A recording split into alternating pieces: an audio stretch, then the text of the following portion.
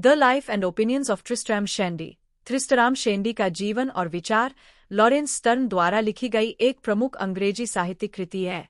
यह उपन्यास 18वीं सदी के साहित्य में एक अनोखा और अभिनव प्रयास माना जाता है, जो अपने समय से काफी आगे था।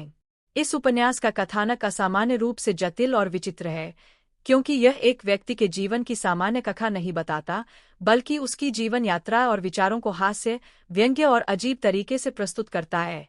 उपन्यास का मुख्य पात्र ट्रिस्ट्राम शैंडी है, जो खुद को अपने जीवन की कहानी सुनाने का प्रयास करता है, लेकिन हर बार किसी न किसी कारण से अपनी कहानी में रुकावट पाता है।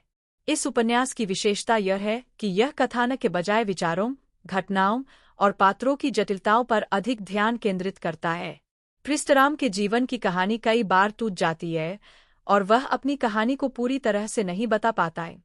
उपन्यास की शुरुआत से ही हम देखते हैं कि लेखक ने अपनी कहानी की शुरुआत से ही पूरी योजना को उलझा दिया है, जैसे कि जन्म के समय से ही वह कई बार अपनी कहानी को रोकता है, यह दिखाने के लिए कि जीवन और समय के साथ हम हमेशा योजना नहीं बना सकते। ट्रिस्ट्राम की कथा में हास्य का बेजोड़ मिश्रण है, और वह घटनाओं और चरित्रों की ओर ऐसे दृष्टिकोण से इशारा करता है जो उस समय के पारंपरिक लेखन के ढंग से बिल्कुल अलग था। वह अनेक घुमावदार और लंबे विचारों को प्रस्तुत करता है, जो न केवल पाठकों को भ्रमित करते हैं, बल्कि साथ ही पाठकों को यह भी समझने की कोशिश करते हैं कि जीवन की सच्चाई और आत्मज्ञान केवल सीधे रास्ते से नहीं मिलते।